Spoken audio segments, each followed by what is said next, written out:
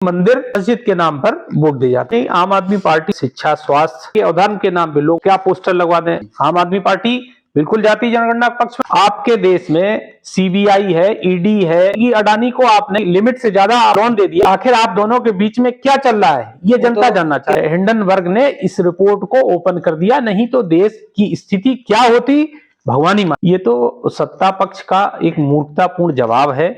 संसद में ठोक ठोक के अभिमान दूसरे देशों में उसको डिफॉल्टर घोषित किया। जेपीसी क्यों नहीं गठित किया? मतलब कहीं न कहीं कुछ है गड़बड़। इनके पासपोर्ट जब देश से भागने न पाए, कोई घोटाला किया किसी तरीके से रोको, नहीं तो देश की अर्थव्यवस्था चरमरा जाए। जनता तक जब ये बात पहुंचेगी तभी तो जागरूक हो। मुख्य मीडिया है वो जनता तक बात ही नहीं पहुंचे। अभी लोग जान ही नहीं पा रहे कि आखिर मामला क्या है अडानी का। जो पढ़ा लिखा वर्ग है वो अभी समझ पा रहा है कि हाँ क्या है। लिमिट 1000 करोड़, आपने 50,000 करोड़। देखिए, देश की जनता को जागरूक होना ही, इसलिए अपने आंख कान नाक सब खोल के रखिए, न्यूज चैनल्स देखिए, तभी देश आगे बढ़ेगा और देश को बर्बाद कर।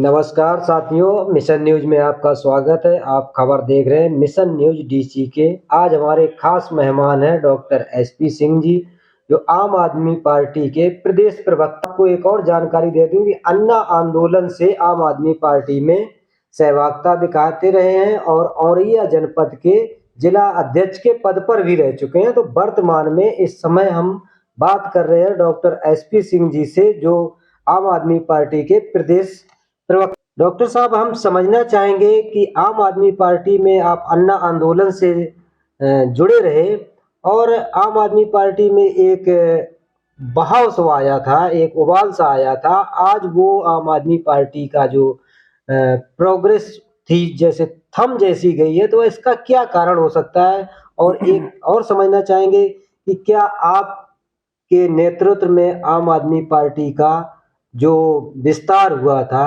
और जैसे आपने जिले का नेतृत्व छोड़ा, उसके बाद पार्टी धीरे धीरे सिमटती चली गई, तो इसका क्या कारण है? जी, सर्वप्रथम मिशन न्यूज के सभी दर्शकों को मेरा बहुत बहुत धन्यवाद।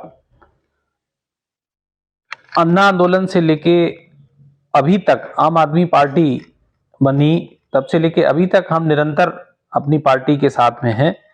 और रही बात आपकी संगठन को लेकर, जी, तो आम आदमी पार्टी एकमात्र ऐसी पार्टी है जो अभी उसका टाइम पीरियड 2011, 12, 13 से शुरू हुआ और 2013 से अभी तक सबसे कम समय में 2 राज्यों में सरकार बनाई है। हमारे 10 सांसद हैं, राज्यसभा सांसद। नगर निगम में, दिल्ली नगर निगम में अभी हम लोगों ने बहुमत पाया। तो निरंतर बढ़ने वाली पार्टी। अभी गुजरात में इलेक्शन हुआ तो गुजरात में भी हम लोगों ने 13% वोट शेयर लिया, हमारे 4-5 एमएलए आए। और रही बात उत्तर प्रदेश की, तो उत्तर प्रदेश और बिहार 2 ऐसे राज्य हैं जिनमें जाति उन्माद पूर्ण रूप से फैला हुआ है। तो यहाँ पे पार्टी को अपने पैर जमाने के लिए बहुत मेहनत करनी पड़ रही है शुरू से, और मेहनत जारी है। धीरे धीरे हम लोगों में अपनी बात रख पा रहे हैं, लेकिन यहाँ जाति हिसाब से वोटिंग होती है। यहाँ बाकी फैक्टर, विकास का फैक्टर सब खत्म हो जाता है। और बाकी आप देख ही रहे हैं कि वर्तमान में जो देश में सरकार चल रही है, प्रदेश में, उत्तर प्रदेश में सरकार चल रही है, वो कैसे वोटों का पोलराइजेशन कर देती है। सारी बातें भूल जाते हैं, विकास की बातें भूल जाते हैं, स्कूल, शिक्षा, स्वास्थ्य, उसकी सारी बातें एक तरफ रख दी जाती है चुनाव के 2-3 महीने पहले, और आदमी मंदिर और मस्जिद के नाम पर वोट दे जाता है जाके। तो ये उत्तर प्रदेश में पार्टी, लेकिन फिर भी हम लोगों का प्रयास जारी है निरंतर। अभी वर्तमान जो नगर निकाय आ रहा है, इसमें हम लोग अपनी पूरी ताकत से चुनाव लड़ेंगे। अभी 11 तारीख को हमारे राष्ट्रीय संगठन महामंत्री डॉक्टर संदीप पाठक जी आए थे। वो हम लोगों को आदेश कर गए हैं कि सब लोग लग जाइए और हम लोगों को नगर निकाय चुनाव में अपनी दमदार उपस्थिति इस बार प्रदर्शित करनी है। जैसा कि आपने कहा कि यहाँ पर उत्तर प्रदेश और बिहार में जाति धर्म की राजनीति होती है, तो आम आदमी पार्टी क्या अपनी आइडियोलॉजी से बदलाव की तरफ जा रही है? क्योंकि आम आदमी पार्टी में भी जो आम आदमी पार्टी के राष्ट्रीय संयोजक जी हैं, वो भी कहीं ना कहीं धर्म को, हिंदू अपने आप को घोषित करने में लगे हुए हैं। तो इस पर आप क्या कहना चाहेंगे? नहीं, आम आदमी पार्टी आज भी अपनी प्राथमिकता में शिक्षा, स्वास्थ्य, उसी पे फोकस कर रही है। जैसा कि आपने दिल्ली में देखा, दिल्ली में हमारे मनीष सिसोदिया जी शिक्षा मंत्री ने शिक्षा के क्षेत्र में बहुत अच्छा काम किया, वर्ल्ड क्लास स्कूल बनाने का प्रयास किया। उसमें अब केंद्र सरकार का बैठे वहां एलजी साहब व्यवधान डाल रहे हैं। टीचर्स को बाहर भेजने का, फिनलैंड भेजने का था कि उनको ट्रेनिंग अच्छी मिले, वहां यहाँ आके फिर उसको फोकस करें, लेकिन उसमें भी अब व्यवधान डालने का प्रयास कर रहे हैं। रही बात शिक्षा, ऐसे ही स्वास्थ्य में, स्वास्थ्य मंत्री ने भी अपने वहां मोहल्ला क्लिनिक का कॉन्सेप्ट दिया, बहुत अच्छे मोहल्ला क्लिनिक बनाए, लोगों ने उसको सराहा। अब हम लोग हिंदुस्तान में रहते हैं, कहीं न कहीं धर्म एक आस्था का विषय है, धर्म से तो सभी जुड़े हुए हैं। बिल्कुल। और आम आदमी पार्टी हर धर्म का सम्मान करती है, वो हिंदू हो, मुसलमान हो, सिख हो, ईसाई हो।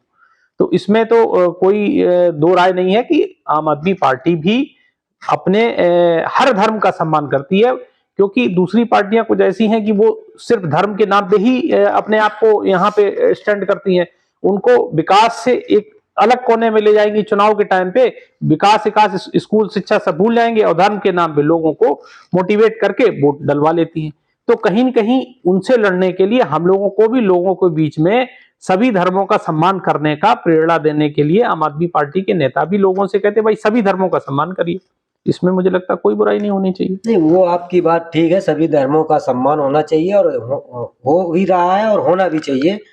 लेकिन मैंने इसलिए सवाल उठाया कि जैसे आम आदमी पार्टी की जो आइडियोलॉजी थी, स्वास्थ्य, शिक्षा, सुरक्षा, इस तरह के मुद्दे आम आदमी पार्टी के रहते थे। गुजरात में जाके आम आदमी पार्टी के जो माननीय अरविंद केजरीवाल जी, दिल्ली के चीफ मिनिस्टर, आम आदमी पार्टी के राष्ट्रीय संयोजक जी, उन्होंने एक बयान दिया था, उस पर काफ़ी उनकी किरकिरी भी हुई। कुछ लोगों ने सराहा, कुछ लोगों ने किरकिरी भी की कि एक पढ़ा लिखा इंसान इस तरह का सीएम जो विकास पर भरोसा करने वाला इस तरह के बयान देता है। तो इसलिए मैंने इस सवाल को किया था जी। गुजरात में भी उन्होंने अपने दिल्ली के मॉडल को ही अपने प्राथमिकता में रखा। जहां भी गए उन्होंने सबसे पहले ये कहा कि दिल्ली में हमने स्कूल अच्छे बनाए, दिल्ली में हमने मोहल्ला क्लिनिक अच्छे बनाए, हमें उसके नाम पर वोट दीजिए। आप कोई भी उनकी प्रचार का वो उठा के देख लीजिए। ये तो विपक्षियों का भ्रमित करने का वो है, और वो क्या पोस्टर लगवा दें। और जो वर्तमान में केंद्र में सरकार है वो तो इसी के, वो कौन सी चीज को लेके पूरे देश में फैला देंगे, र्यूमर फैला दें, वो अलग बात है। लेकिन गुजरात में भी हमारी पार्टी जो इलेक्शन लड़ी वो बेसिक मुद्दों पे ही लड़ी, उसी को फोकस किया, उसी की बात लोगों के पास रखी और अपनी बात ज्यादा से ज्यादा पहुंचाने का प्रयास किया।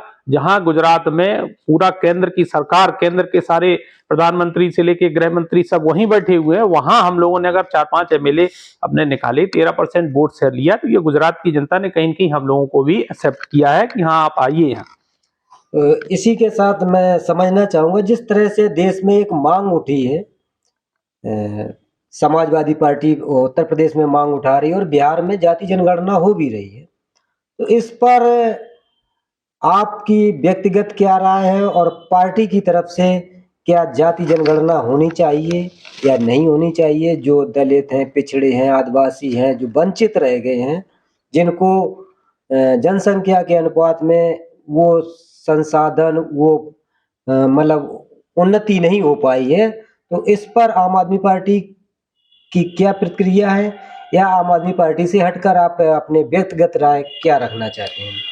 देखिए, अभी चुनाव का समय है, 2024 चुनाव का समय है, तो जितनी भी पार्टियां हैं, चाहे वो समाजवादी पार्टी हो या बसपा हो या बिहार की क्षेत्रीय दल हो, ये जाति जनगणना को सिर्फ चुनावी मुद्दा बनाना चाहती हैं। आम आदमी पार्टी बिल्कुल जाति जनगणना पक्ष में, लेकिन चुनावी मुद्दा नहीं बनना चाहिए। जो ये बनाने के चक्कर में ओबीसी एससी भाइयों को अपनी तरफ से मोटिवेट करना चाह रहे हैं, ये जब चुनाव आता तभी क्यों जाति जनगणना की बात करते हैं? आप बताइए। और अभी तक सत्ता में रहे तब तक? हाँ, तब नहीं। समाजवादी पार्टी सत्ता में रही, क्यों नहीं करवाई जाति जनगणना भाई? बिहार में वो नीतीश जी रहे, उससे पहले लालू जी रहे, उनकी सरकारें रही, क्यों नहीं जाति जनगणना करवाई? यही है, ये सिर्फ चुनावी एक स्टंट है। आम आदमी पार्टी भी कहती ठीक है, बिल्कुल होना चाहिए, उसमें कोई बुराई नहीं, लेकिन इसको चुनावी मुद्दा ना बना के आप प्रॉपर तरीके से इसकी स्टेप बाय स्टेप एक लंबा प्रोसेस है उसको कराइए, क्या बुराई इसमें? तो इसी में जिस तरह से आपके जो सांसद हैं, राज्यसभा सांसद माननीय संजय सिंह जी, और विपक्षी जो दल कांग्रेस पार्टी राहुल गांधी जी, बार बार एक मुद्दे को हवा दे रहे हैं और वो आग की तरह देश भर फैल भी रहा है देश में। अडानी और मोदी जी के क्या ऐसे संबंध हैं कि जो केंद्र सरकार है वो अडानी की जांच नहीं कराना चाहती, जबकि उनकी जो शेयर है, उनका जो मार्केट है वो डाउन होता चला जा रहा है।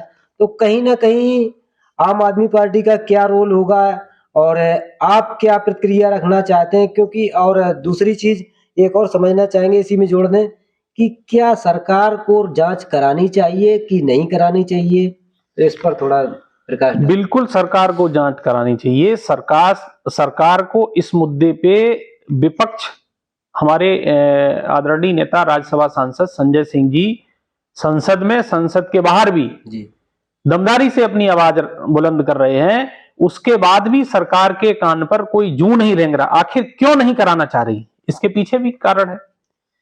आपके देश में सीबीआई है, ईडी है, बहुत सारी जांच एजेंसियां हैं। वो क्या करती रही कि अडानी को आपने उसकी लिमिट से ज्यादा आपने लोन दे दिया। हमारी एसबीआई का मोस्टली से फंड पहुंच गया, एलआईसी का 58,000 करोड़ दे दिया गया, और आप क्या निगरानी करते रहे? वो तो चलो विदेशी एजेंसी थी, हिंडनबर्ग से जानकारी मिल गई कि हाँ ये इतना डिफाल्टर है, जी तो उसकी जांच होनी चाहिए। अगर सही है तो ये भी तो पता चले, जनता को भी तो पता चलना चाहिए। लेकिन आप दुर्भाग्य देखिए, देश की मीडिया में जितनी भी मेन मीडिया है वो इस बात को कहीं लोगों तक पहुंचने नहीं देना चाह रहे कि आखिर अडानी के पीछे ये क्या घोटाला है, क्या कारण है। हमारे नेताजी संसद में भी अपनी बात रख रहे हैं और बाहर चैनल्स पे भी बता रहे हैं कि इसके पीछे की थीम क्या रही है, आखिर क्यों नहीं जांच कराना चाह रही। कारण कि हमारे देश के पंत प्रधान आदरणीय नरेंद्र मोदी जी गुजरात के इस अडानी को अपने देश की बहुमूल्य संपत्तियां इनको सौंप दी हैं। एक ही आदमी को एक ही आदमी को सौंप दी। आखिर देश में ऐसी क्या वजह थी? बहुत सारे उद्योगपति हैं, सबको देना चाहिए। आप जो देखिए, रेलवे देख लीजिए, जो भी जितना भी एयरपोर्ट निसाब अडानी को, जी कुछ तो वजह रही होगी। आखिर आप दोनों के बीच में क्या चल रहा है, ये जनता जानना चाहती है, देश जानना चाह रहा है। अथक प्रयास के बावजूद जमीन बच गई, नहीं तो जमीन भी उन्हीं को दे दी। हाँ, किसान आंदोलन आप देखिए, किसान आंदोलन की आड़ में ये भी चल रहा था इनका कि जगह जगह अडानी के सब सौंप दिए जाएंगे इनको। हर जिले में जितने भी वो बनेंगे संग्रहालय, सब इन्हीं लोगों के सिस्टम से बनेंगे। वो तो आप ये शुक्र मनाइए कि वो विदेशी हिंडनबर्ग ने इस रिपोर्ट को ओपन कर दिया, नहीं तो देश की स्थिति क्या होती भगवान ही मालिक। अच्छा, एक चीज और समझना चाहेंगे, जिस तरह से मांग उठ रही है और सरकार में जो बैठे प्रवक्ता नेता वो कहते हैं कि विपक्ष अपनी जांच करा के ले आए, सिद्ध करे, प्रमाणित करके ले आए कि आरोप सही है कि नहीं सही है। तो क्या विपक्ष के पास जांच एजेंसियां विपक्ष के पावर में है कि सरकार के पावर में? तो विपक्ष कैसे आखिर जांच कराए? ये तो सत्ता पक्ष का एक मूर्खतापूर्ण जवाब है। आप ये बताइए, जांच एजेंसियां आपके सेंट्रल गवर्नमेंट के अंडर में आती हैं, आपकी एजेंसियां हैं, आप अपनी देश की एजेंसियों से क्यों नहीं जांच करवा रहे? आखिर क्या वजह है कि आप जांच से बच रहे हैं? विपक्ष का काम है, विपक्ष तो लोगों को बताएगा ही कि भाई ये है। अगर उसमें सच है तो सच और झूठ को आप लाइए सामने। और पहले भी ऐसा होता रहा, पहले भी होता रहा, बहुत सारे ऐसे प्रकरण आए, उसमें बाकायदा पानी, दूध का दूध पानी का पानी हुआ। आखिर इसमें क्यों बच रहे हैं? संसद में छाती ठोक ठोक के हम इतना ऐसा बयान दिया जा रहा है, अभिमान, ये अभिमानी बयान। आखिर इसके पीछे आप ये कहिए कि ना हम जांच करवाने को तैयार, हम जांच कराएंगे। क्यों? आखिर उसके शेयर नीचे चले जाने, दूसरे देशों में उसको डिफॉल्टर घोषित किया गया, जो शेयर होल्डर्स की लिस्ट में उससे अलग किया गया। एसबीआई ने भी प्रतिबंध लगा दिया कि आगे से फाइनेंस नहीं, आगे से नहीं करेंगे। और इतना सब होने के बाद भी आखिर क्यों नहीं जांच हो रही? क्यों नहीं इस पे कोई श्वेत पत्र जारी किया जा रहा है? जेपीसी क्यों नहीं गठित की जा रही? जेपीसी गठित करिए भाई, ये जायज मांग है विपक्ष की, इसमें आप क्यों पीछे हट रहे हैं? इसका मतलब कहीं ना कहीं कुछ है गड़बड़। हाँ, कहीं ना कहीं कुछ ना कुछ तो स्वाभाविक सवाल उठेंगे, प्रश्न बनते हैं।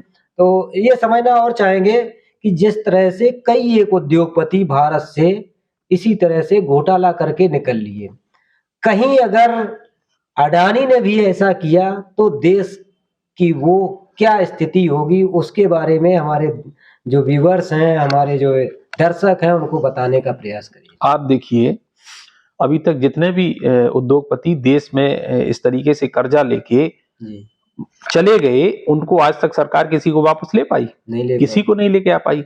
आप देखिए, यहाँ यही अपने देश में ही रहने वाले सहारा जैसी कंपनियां, जिसमें मुझे लगता है हर गांव के लोगों के पैसे इन्वॉल्व है, उनका पैसा ये केंद्र सरकार नहीं दिलवा पा रही। ये अडानी या इनका क्या करेंगे? ये तो चले जाएंगे धीरे से जी। ये चले जाएंगे। आखिर यही तो संजय सिंह जी कह रहे हैं कि भाई इनके पासपोर्ट जब किए जाएं, ये देश से भागने न पाए। इसके भाई 4-5 भाइयों की पहले की जो हिस्ट्री है उसमें भी इसी तरीके के सब क्रिमिनल है।